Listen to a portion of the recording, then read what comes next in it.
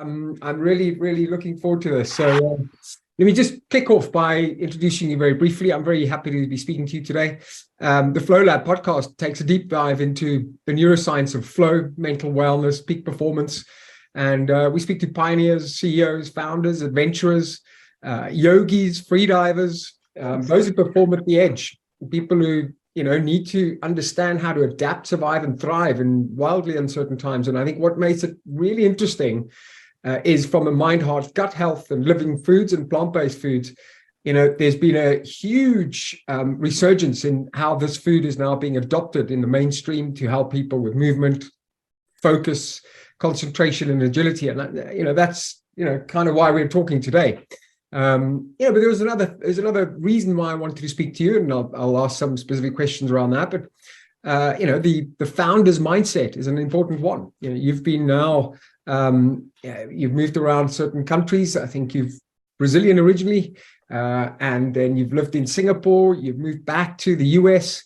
There's an interesting element to moving around these countries, and certainly I want to explore some of your thoughts around the cultural nuances and differences in the food and the way people are eating currently. We could go on and speak about this for probably an hour or two, if not half a day. But I think I've got some specific questions around that. But before I carry on talking too long, this is really about you speaking. I thought I'd just introduce that. I thought maybe you could just introduce yourself to those listening in terms of your credentials and how you've arrived at where we are today. Sure. Well, first of all, great to be here with you as well, Andrew. Really good opportunity to share a bit of the insights and the learnings. As you said, it's a category that's growing for multiple factors, among which the nutritionals related and the benefits related to plant-based diets, but most importantly about our ability as human, society, as humanity to feed up to 10 billion people with high quality foods in a protein-rich diet. And obviously not to mention animal welfare and all the issues attributed to animal farming. So that's the reason behind the growth of this industry, which we're part of.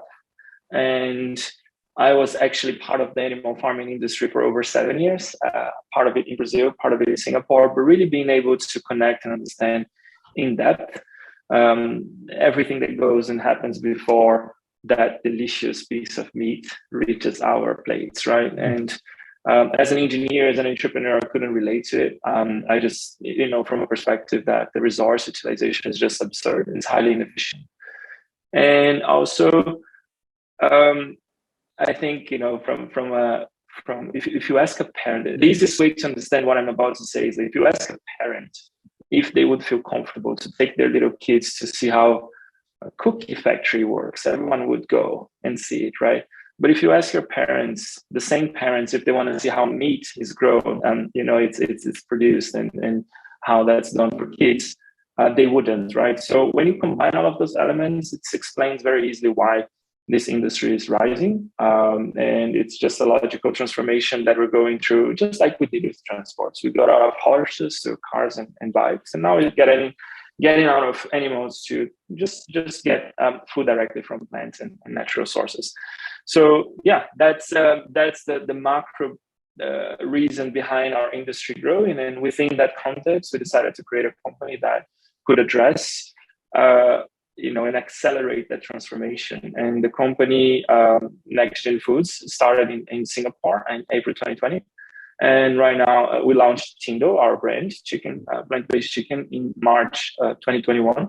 And right now, October 2022, we are already in 9 countries and selling in over 1,500 restaurants with millions of consumers trying and loving and having that experience that's actually convincing them that everything they love about meat as an ingredient can be, performed and behaved exactly like directly from plants. That's what we're here for.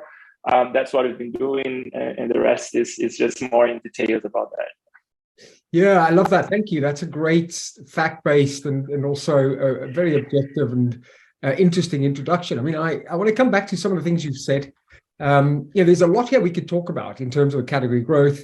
I'm going to be asking you some questions around, what's in it for the consumer, what's in it for the retailer, what's in it for the customer, the QSR, the different chains, the Tesco's, Walmarts, etc. But also, obviously, what's in it for the manufacturer, particularly at a time when the economic value to consumers is becoming first and foremost in their decision-making process. But before I ask you that, before we get into the actual value chain and some of the what's in it for the various stakeholders, I want to come back to something you just said. So you said you won't take your kids to watch animals being slaughtered, and I certainly we can understand that, we get that, but just to clarify, is there, we know that there's water issues in the world today, and the resource allocation, as you said, is absolutely critical right now. We don't want to overconsume the water. There's a shortage of it, and obviously this category helps us manage that, utilize that in an optimal way. But for me, the question around sustainability and the concept of ahimsa, which I don't know if you're familiar with the term, but ahimsa is a Bhagavad Gita term. It's a yogic term, one in which you do no harm. You don't want to hurt or kill the animals. And certain consumer audiences certainly subscribe to that belief and feel very passionate about. But we need to be cognizant of the fact that there are certain audiences and groups of people, certainly not in Singapore, certainly not for religious regions, some markets in the world, but some markets may still be into animal consumption. They might be consuming dairy, they might be consuming eggs, and they haven't transitioned yet. And so, we talk about terms around flexitarians and also sustainably grown meats. And so, I also want to be clear and ask you the question around, the current movement towards plant-based doesn't necessarily attack any of these, right? We are offering a discrete a proposition to consumers, and even a slight incremental or moving the needle in some way makes a difference. And so if consumers in the week, and challenge me, by the way, challenge me if you think my thinking here is wrong, but if we can get, let's say, US consumers, African consumers, Brazilian consumers, for instance, who are still very much anchored to a meat-based diet, if we can get them to shift their patterns, shift their behavior towards a flexitarian lifestyle, or at least, bringing in some of these healthier, sustainable offerings. And again, there's a number of value propositions here. They're healthy for the consumer. Of course, if it's the right kind of player, the right kind of offer, there are some that might not be healthier. But if it's healthy, yes, big tick. It's good for the environment, good for the animals, and obviously the sustainability of the planet. But is and here's the question: is this not really about educating consumers through trust and through better data, better information, for us to not polarize, but to bring consumers in that might be current meat eaters, but then just decide, look, maybe because of cost reasons, maybe economic reasons, maybe the environment, maybe for my own health, I want to try something new. Yeah, I mean, you mentioned so much. There's so much there, right, in what you said. So first of all, yes, 100% in line and agreed with your view that it's not about polarizing. And, genuinely, to even us who we are in the company, most of us in the company are actually not vegans or vegetarians. In fact, most of us are meat lovers. But one thing that's common, even like I came from Brazil, like the meat is a religion, right? The way you cook the meat, and that's something that it's really the best ingredient. Usually, it's the center of the plate. It's not a side dish, right? Yeah, it's what you gather people around for. So don't get me wrong. That's something we understand in depth. And for us, it's not about polarizing or trying to tell people what to eat or not to eat. For us, what is true, though, when I say that, about what I mentioned about the kids and all, it is true, though, that I would guarantee you that 9 out of the 10, the craziest meat lovers, the most meat addict people you can think of, the carnivore, 9 out of 10 love the meat despite of coming from a dead carcass, not because of it's coming from a dead carcass. Yes, there will be the hunters who will go down, hunt their own fine. Those guys are doing, and they get the process. They're part of the entire process. There will be the people who are going to raise their chicken in the backyards and slaughter them, fine. But 9 out of 10, easily, I can guarantee you, they're not really comfortable with the process when they're seeing, what do I mean by that? I have been so many times to slaughterhouses, and as a meat lover, I didn't want to eat meat for at least a couple of days. And it's not even a judgmental thing. It's just that you don't crave it when you see it. When you see a biscuit, a cookie factory or a waffle factory, that smell, that brings you to almost grabbing it out of the line. That's right. Or pizza factory, whatever, right? But when it's meat, when you see it, you just don't want to have it. So I don't disagree at all with everything you said. In fact, 100% agreed with your assessment. The difference is that we shut our eyes for everything that comes back, and we focus our attachment on everything that we like, which is that ingredient as a society, right? Some of us, have decided that inconvenient is too big, and for ethics reason, we don't want to be part of that. And then we move to gradually, more or less, or totally to a more, to a way of producing things or to products that are not involved in that such a chain. So yes, 100% agree with you on that. But again, 9 out of 10 hardcore meat lovers, when they go to a slaughterhouse, I can guarantee you, because I've been so many times, you don't really feel like craving that food that you're seeing being produced. Absolutely. So that's one thing that's reality. And again, it's not, at least we as a company and we as individuals in the company as well, we don't believe it's about telling people what not to eat and dividing, as you said. For us, what we want to do is focusing on what everyone loves. What everyone loves about an ingredient, it's texture, taste, nutritional values, and then what can be prepared with it. So the versatility and the culinary, the gastronomic experience that goes around that ingredient. That's what we focus on. So our goal is not to try to tell people all the bad things about the incumbent. Well, the animal farming brought us to where we are, but it's not going to take us to where we need to be. Fine. We are here just to offer a solution that delivers everything that we love about the ingredient, without all the inconvenient truths about how that ingredient has been produced for the last 3,000 years. It's time for us to evolve the technology and come up with something that's better. That's our take on it. And it's interesting that you mentioned the healthy aspect of it, and that you will see how we are not, if you look at all the communications and everything we do, we don't dial up that aspect a lot, because while it's true that yes, you have no cholesterol, you have higher fibers, you're not having animal meat, and there are many studies showing how meat has negative impacts on the body. By no means we are offering a broccoli, right? What we're offering, it's indulgent, is the food that people really want. And if they're getting that delicious piece of plant-based meat or chicken that's even healthier than the animal, but putting it as a fried chicken, in those sauces and all that, it's still not a broccoli. It's not a salad. Yeah. But that doesn't mean it's any less healthy than the chicken, right? It's actually healthier and no cholesterol and all that. But we dial that down because we don't want to fall into the trap, into the box that this is just suitable for a very small portion of niche of people who are trying to become healthier. This is suitable for everyone. This is suitable for our most indulgent meat, not only the ones that are being super cautious. Like, yes, you can do a Tindo salad and it's delicious, but you can also do an amazing, fried Tindo sandwich, which is going to have 1,200 calories, just like chicken would. And it's not going to involve a bird. And that's it, right? That's our take. And that's how we position.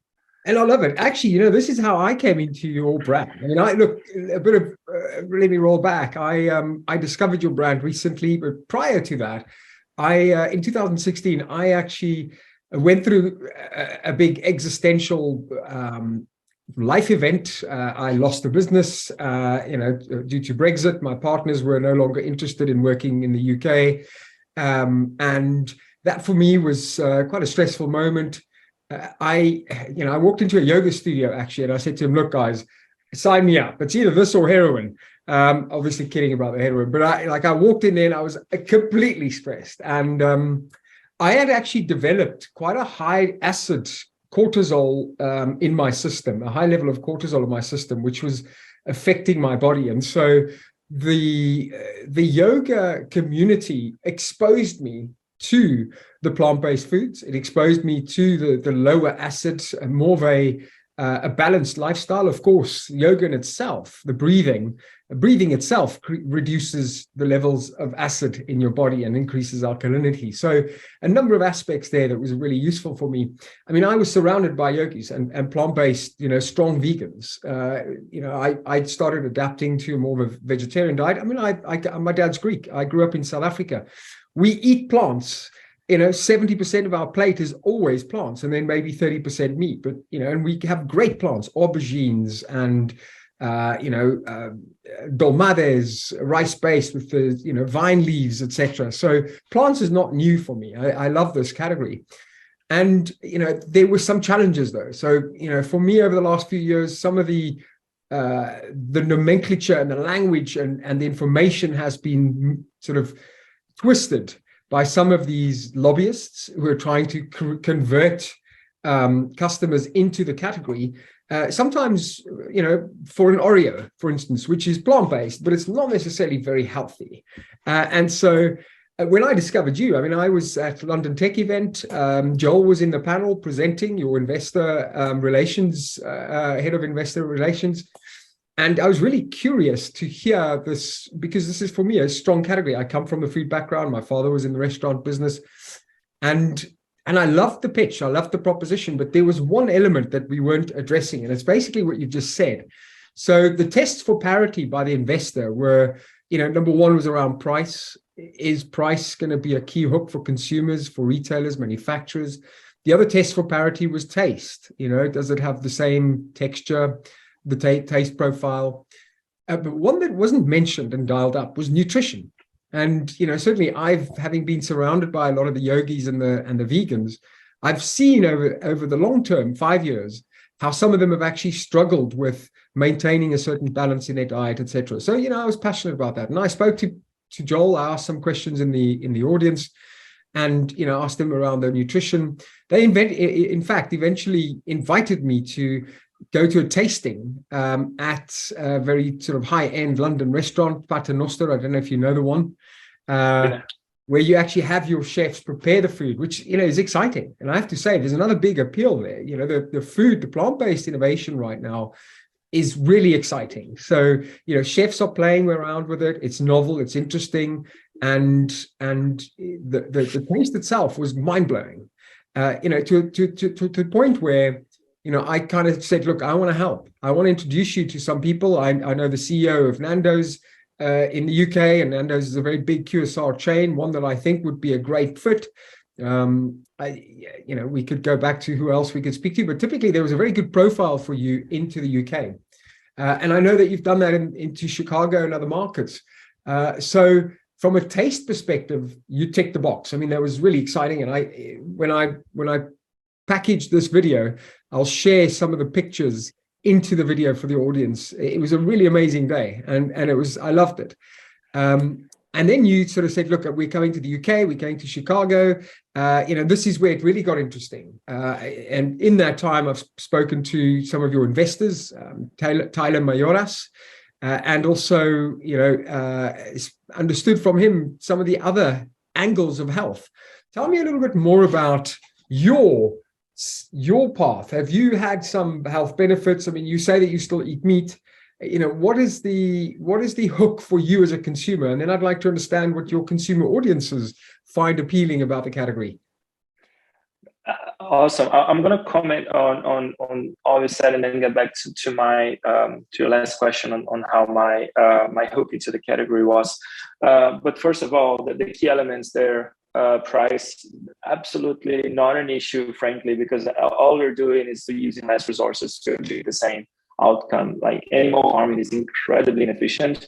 I mean, chicken, which is the most efficient way of producing meat in land, right? It's like 45 days growing an animal, and you're going to throw away more than 30% of it because you don't want to eat blood and feathers and beaks, right? So in a sense, animals are not made to be food. They are animals, right? And yes, you can eat them, but that's not what they were designed to be. So they are living beings walking around, having energy spent, and muscles being produced on the process so they can get their movements. And by the way, that's what we eat. Like we eat almost a secondary, like we almost it's a secondary effect coming from their lives, is their muscles and the way it's tasty and we like it, and that's not the purpose of it in the first place.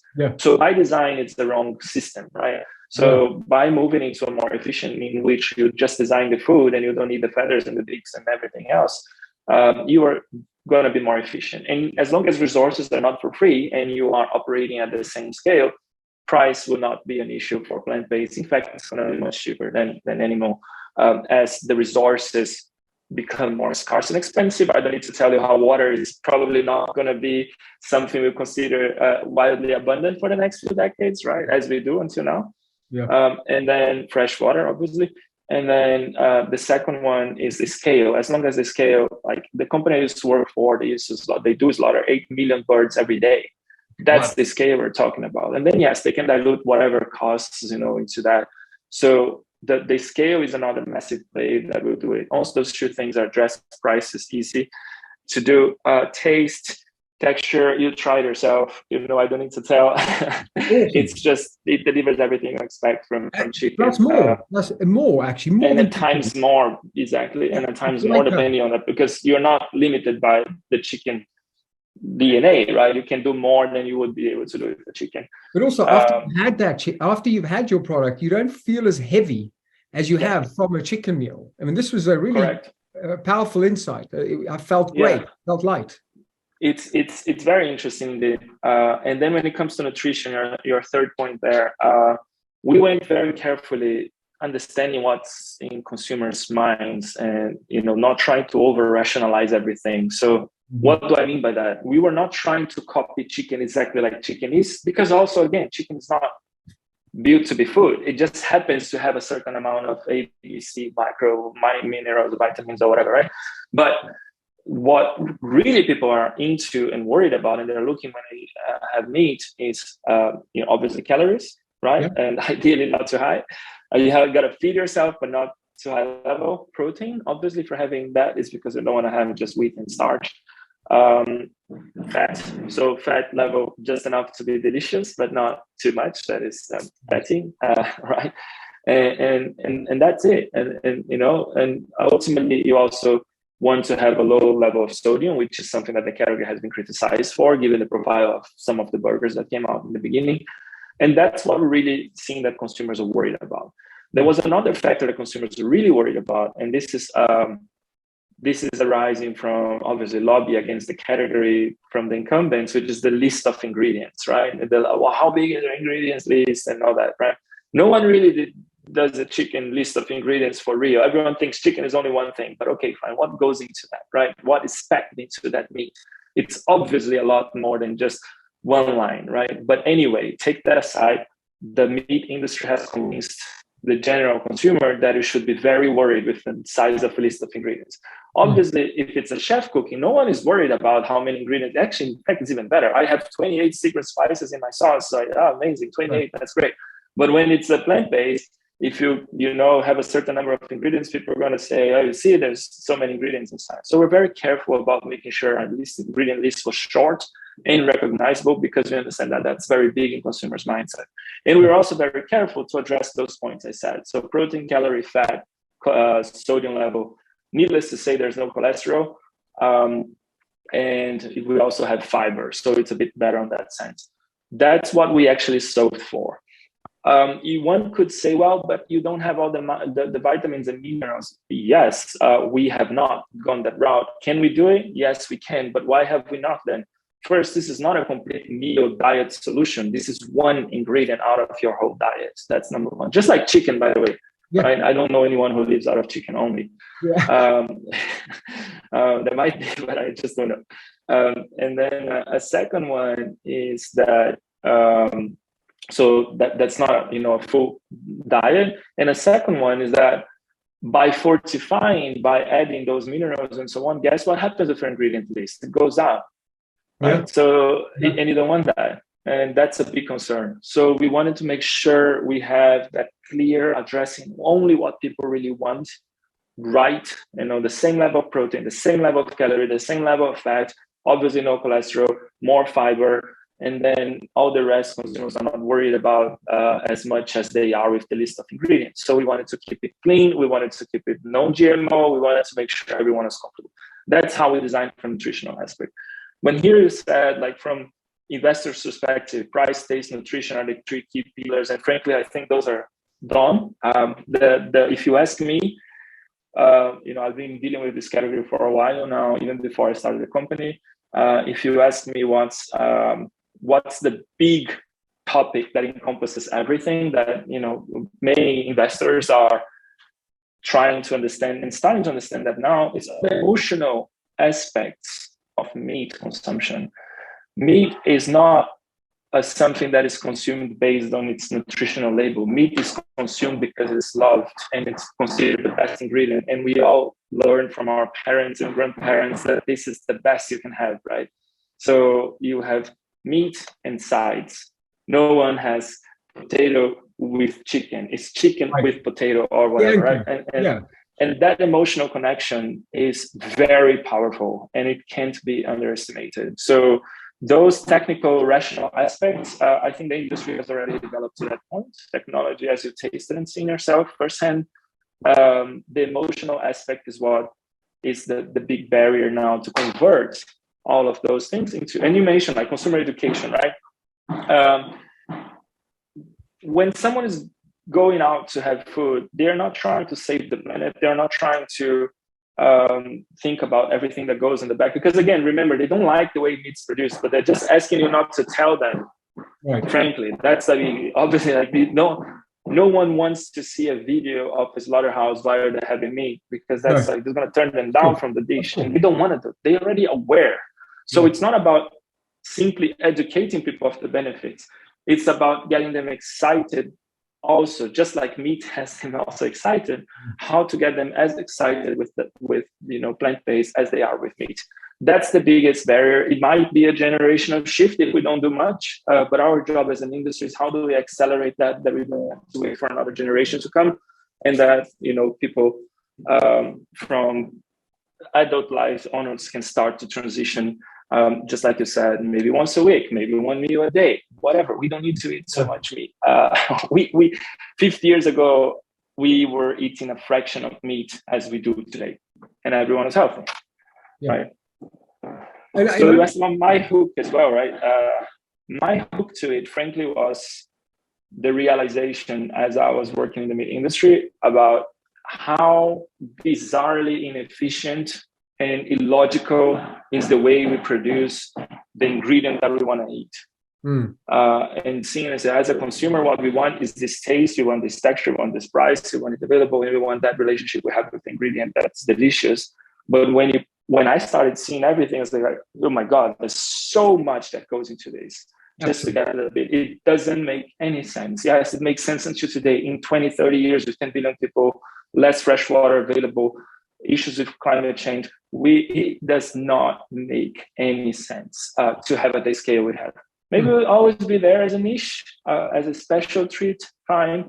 I don't think it's gonna, go to zero, but we have banalized it and it just doesn't make any sense. It's not sustainable, and you'll not be as cheap as it is today forever. Well, actually, that's a very good point. So for the actual hook for the consumer right now, wow, can you hear the knocking?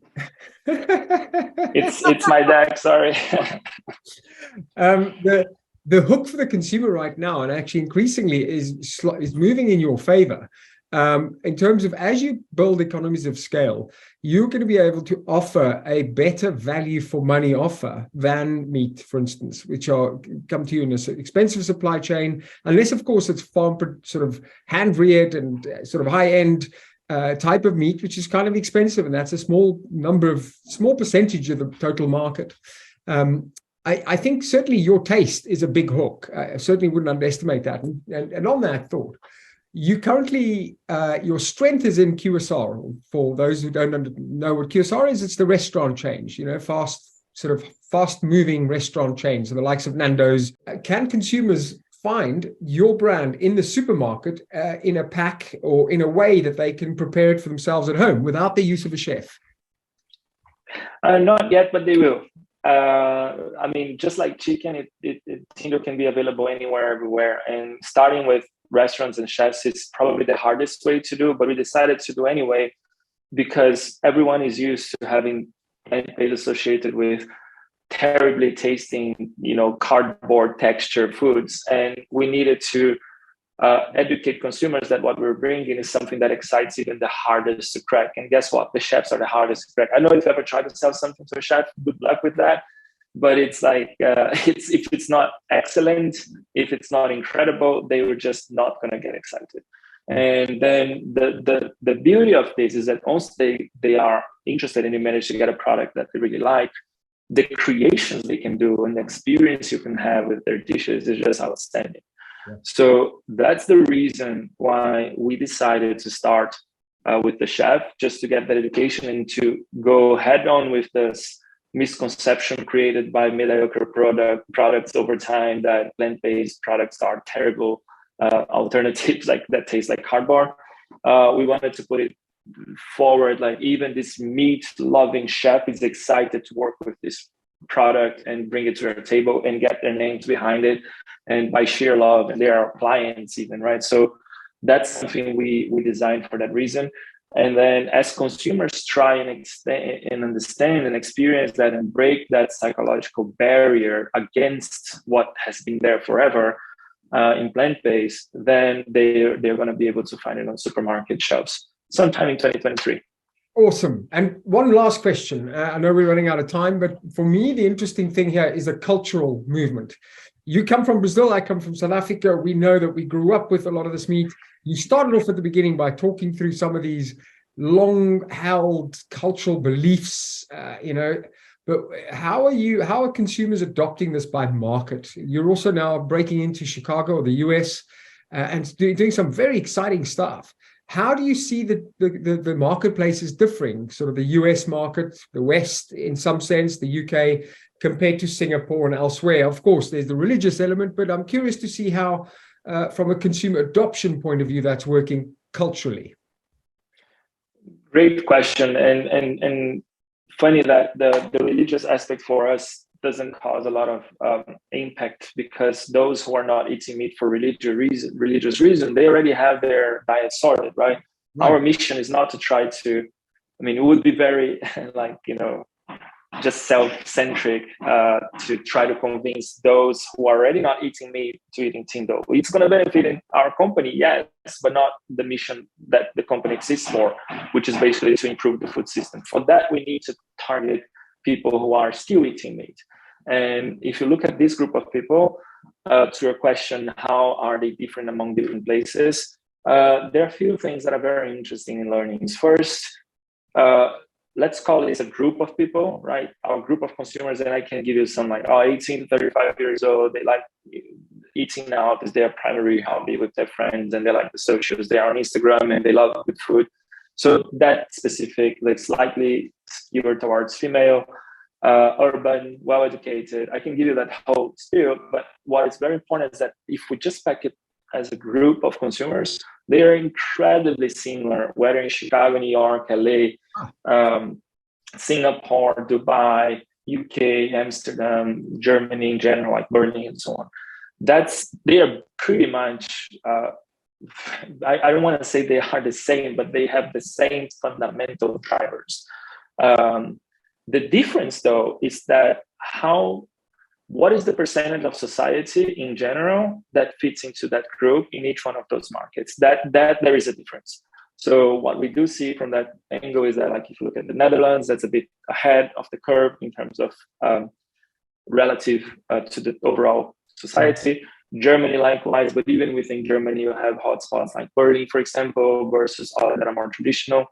And then London, obviously, extremely ahead. And then in the US, you have bright spots everywhere, but primarily urban centers. And LA, obviously, one of these hotspots in the world, even. So that's how we see it. Same profile, same drivers, same excitement. but in different proportions versus the total society. That's the same we're seeing everywhere. And different speed of change as well. Singapore is one highlight that's growing very quickly. That's interesting. What fascinates me is you just mentioned the buyer profile or characteristics. What are the similarities in terms of the key? I know this is sort of summarizing all of them into a common hypothesis, but can you give us a flavor for what that buyer looks like? In terms of consumer profile, like age group, 18 to 35, highly educated, urban, they do speak usually more than one language, or at least only English. If it's one, it's usually only English. They are, because of that, well connected to everything that's going on in the world. So they do not consume what is happening locally in their city only. They are consuming what's happening around the globe. So if you're sitting in Berlin, it doesn't mean you're only tuned into what's happening in Berlin. You're tuning what's happening in London, you're tuning what's happening in Amsterdam. And then when that connects with what's happening around you in Berlin, you get very excited, right? Obviously. They love meat. They love the experience. They already learned all the tricks about good meat and how it's served and all that. They have that emotional attachment. But most of them, they really don't like the way it's made. They close their eyes, it's true. But when you show them, they all get shocked. That's why those impacts of like the Netflix series, they all get shocked and all that. Not enough for anyone to stop eating, but enough to have a discomfort. That's what we see so far. What else? They love experiences. They are all about eating out with friends and social places and bars and good food. And that's what they spend their money with: travel and food and eating out. That's the group of people we're talking about. This is that, up to 5-7% of overall population right now. And you say and you're not seeing. Here's another question I've had from certain people in the industry, is that it's not a fad or novelty. I think because of what we've discussed for the last half hour, the water, the sustainability, the issues, the price, the economics of scale, the economies of scale, this is not a fad, right? People are sticking to the category or adopting it. It's not just a novelty and they're going back into their old habits.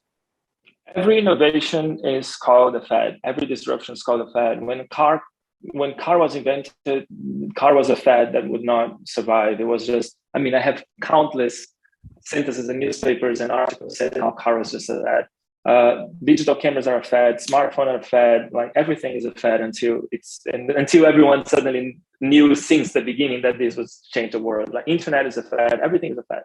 Yeah. So it's the same for plant-based. It's obvious. The only challenge here that makes people like be stuck in this, oh my God, it's a fad, is not, is that the timeline of transitions of this magnitude are not measured in quarters. It's not measured in quarters. It's a timeline that it's going to be happening quietly for years. And then when we realize that the paradigm has shifted and that has become the norm.